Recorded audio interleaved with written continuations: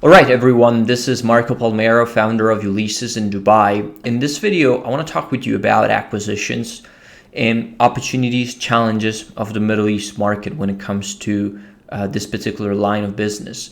Now, I'm going to share my personal experience and some of the things that I've witnessed over time after looking at transactions and getting accustomed to the ways of doing business here in the region.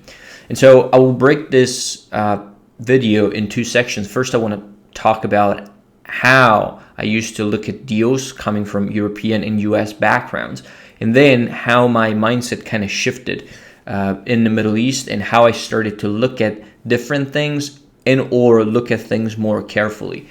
And so I feel this can be of help to all the peoples and the companies that are looking to enter this particular part of the world, either through acquisitions or investments or partnerships with existing companies here, maybe buying a stake of that business and use that as an entry opportunity.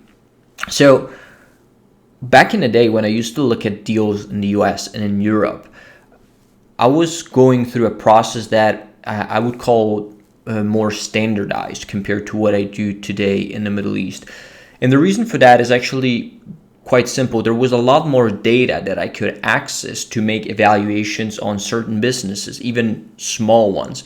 For example, in the US, we had tax returns documents that we could use to reconcile the books of a business, even though their accounting system might not be super accurate. And so the tax return document was something that was very important and fundamental in the evaluation process because it enabled us to backtrack all the revenue of the business and kind of understand where the company was from a financial standpoint. Now, that was also a very good document to cross-check the data that was shared with us from an accounting standpoint, because if there was a huge mismatch between the books and the tax returns, that was generally a very big red flag for us and a sign not to proceed with it in a particular transaction. Now, there are many other examples that I can give around this subject, but the point I want to get across here is that in other markets and back in the day, I used to see a lot more data that could enable us or me to make an accurate assessment on the business. Now, this isn't something that I found to be true when I came to the Middle East. And the reason for that is actually very, very simple. And I will keep the example of the tax returns because I think it's perfect for this video. When I first came to UAE, there was no tax in the country. So they recently introduced a 9% corporate tax for businesses. But before that, there was no tax other than VAT and that kind of stuff. As a consequence, the reporting system of companies was a lot less accurate than other countries.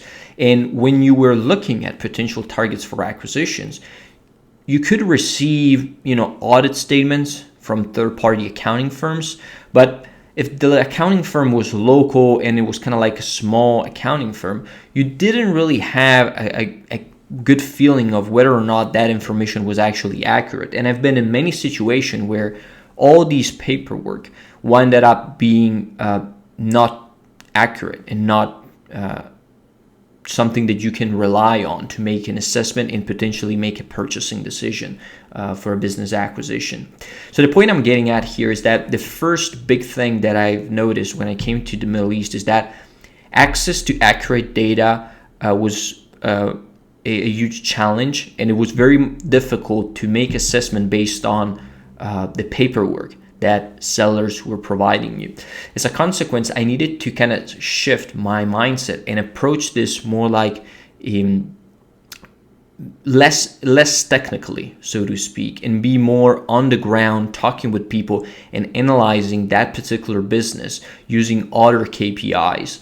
And some of the things that we adopted and the things that we started doing more actively was talking with the staff, talking with the executives, doing cross-check with, healthcare regulatory bodies if we're talking about clinics or all the legal bodies in the country. The point is, we couldn't really rely on the most obvious resources that other people might get access to in other jurisdictions. And we needed to find a way to verify whether or not that business was actually providing truthful and accurate information.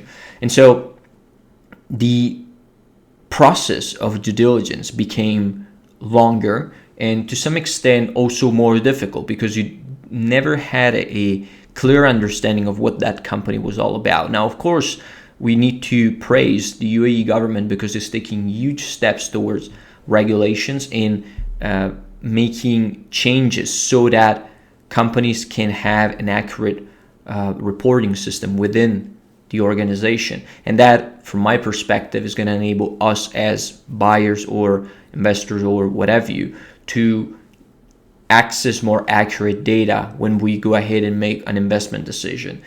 But until, I would say back 2 years ago, that wasn't really the case. And so the first thing I needed to change in my approach was do not rely too heavily on financial data and paperwork, because I wasn't really sure and I couldn't be sure that information was actually true. And I think this is one of the most important things all companies need to be aware of when coming to this region. Some of the things they're counting on heavily in their home country might not necessarily apply in the Middle East for a variety of reasons. And betting on these elements and using them as pillars of a strategy might become a huge mistake if these things are not actually solid and the foundations of these principles are not actually in place. So first thing was, again, access to data. Then there is the second part, which is the decision-making process and the selection of potential acquisitions and or investments. What I've seen, at least from my perspective, is that the mentality towards business transactions is very different compared to Europe or United States. And over here, everybody would sell his business for the right price. Now, I'm sure you might say, that applies for all businesses around the globe. But the difference here is that a lot of times people will just try to spin their company for a huge amount of money, asking for the moon and hoping to get it, simply because the market is very, very liquid. There's a lot of high net worth individuals in this particular part of the world. And so people, let's say, try their luck hoping to get the right investor who will buy them out for a premium.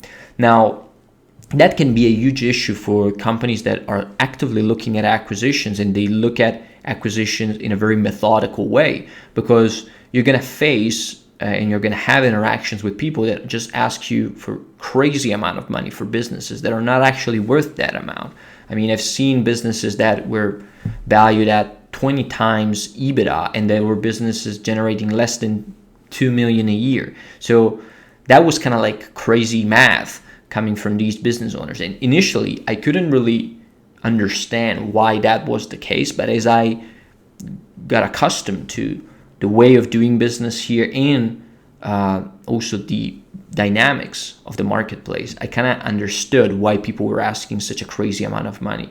First, they were trying to, get lucky to some respect. But second, negotiation was a big part of the culture here in the Middle East. As a consequence, it was less common to have people ask for more or less the true value of the business, but a lot of people would ask for a lot more money and then try to negotiate with the buyer to get something in between. And negotiation became a huge component of business transactions, something that might have not been as relevant in other parts of the world, at least not to this level. And that's what I've noticed, is that many times business owners will negotiate to death and they will ask crazy amounts, hoping to settle for somewhere in the middle. And if you're not a smart enough buyer, you might pay up for the business because you don't know how to kind of justify the price reduction, and this owner is gonna squeeze you out of the deal. Now, other than that, and in addition to that, I think a lot of people might wonder, well, why are you interacting with people like this? Well, back in the day, I didn't know that many people like that were not actually motivated in selling the business. And so I thought that was just a normal dynamic happening in the market, and that everybody was asking for a lot more money than the business was worth, and then try to negotiate something in between. But what I got to understand as I progressed is that there's a lot more sellers in the market that, again, are trying their luck, but they're not actually motivated in selling their business. So the motivation behind selling is not really, I want to exit this business, but it's just, I'm trying to get lucky and find somebody who will pay me a premium. And that is generally a huge red flag for us when we go ahead and look for an acquisition, because if somebody doesn't have a strong motivation to get into a deal, chances are it's going to pull out of the deal at any difficulty, at any potential challenge that might arise along the way. And that is a very bad thing to have, because you invest time, you invest resources into analyzing a company, and then you have the other side who basically can, step away at any point. That is not really a good trade-off for you as buyer. And what I've noticed is that you got to select sellers more aggressively, and that leads you to a lot more work that you need to do, a lot more output that you need to make,